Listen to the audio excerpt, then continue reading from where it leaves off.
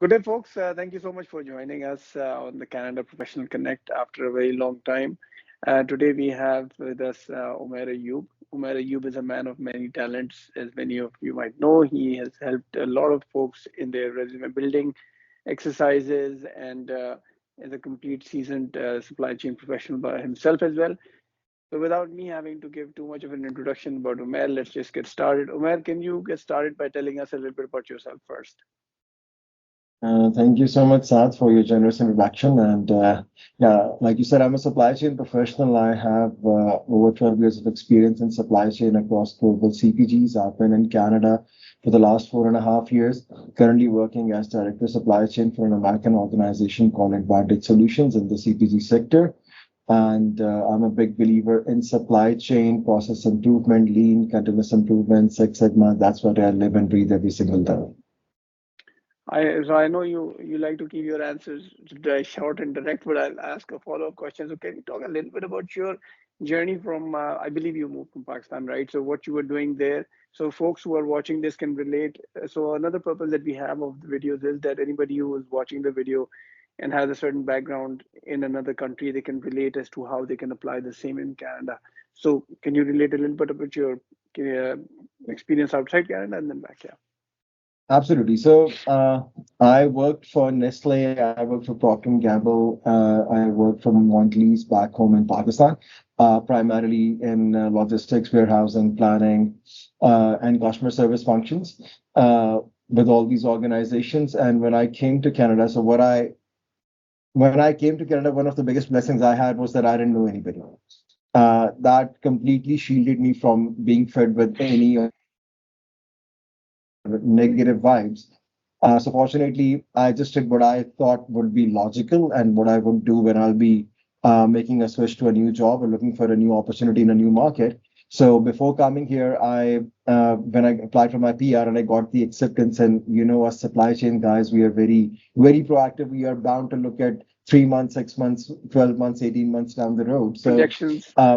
yeah, so I got my acceptance on 12th of February, and I knew that it used to take 6.5 months back then to get the PR from the acceptance date. So what I did was I got my ticket 7.5 months down the road. And that's when I realized that I don't know anybody there. I don't know the job market. So how do I test it out? I did some Google research, and Alhamdulillah, I found a voice over IP number. It was a Mississauga code. I put that on my resume. I changed my location to Mississauga, Ontario. My resume was already pretty much on USD terms, and I would, because I used to apply to a lot of positions globally as well. So I kept it as is. Started applying. Applied to probably 10 or 12 jobs. There were manager, senior manager roles, and I, Alhamdulillah, got response from 7 of them. Now, when I got the response, I didn't have the PR. It was still in process. So I would tell them I'll be coming in 2 months or 4 months or something like that. And then I stopped applying altogether. And then I got my PR just 15 days before my planned flight.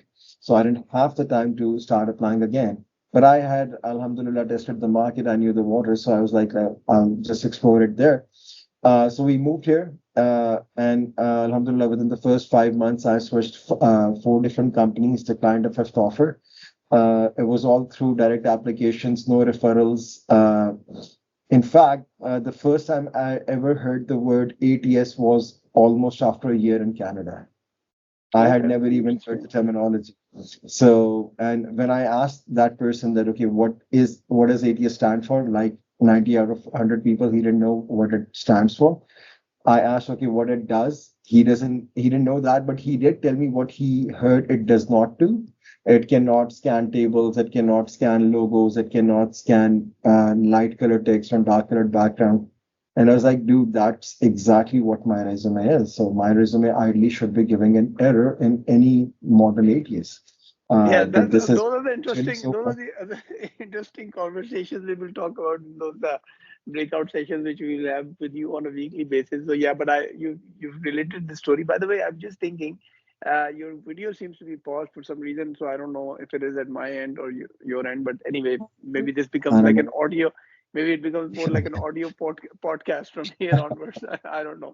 Anyway, Maybe. that's interesting. But a follow-up question for you, Umair, and I know you would have a long answer to that, but still, in a short form, uh, where do you see the Canadian economy going, and where do you recommend, and how do you recommend folks who are moving to Canada, what kind of approach they should take?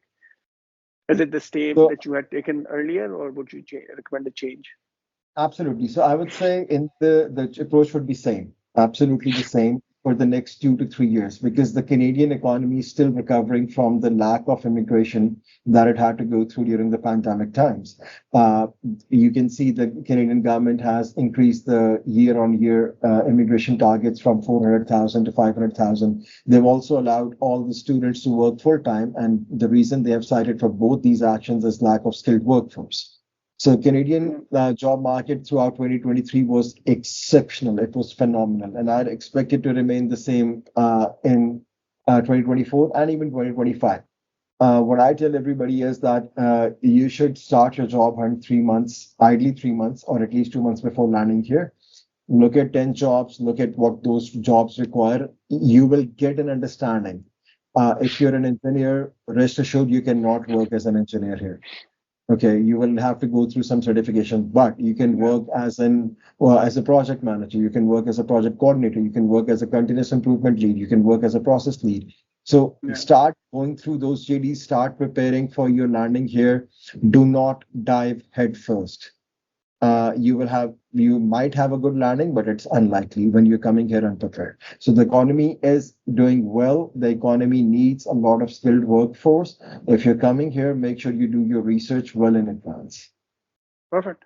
Thank you so much, Umar, for your time today. And like I mentioned, of course, you have a wealth of information that you would like to our users and listeners to benefit from.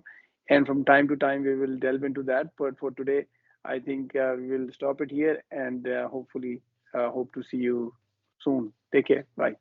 Absolutely. Thank you. Bye.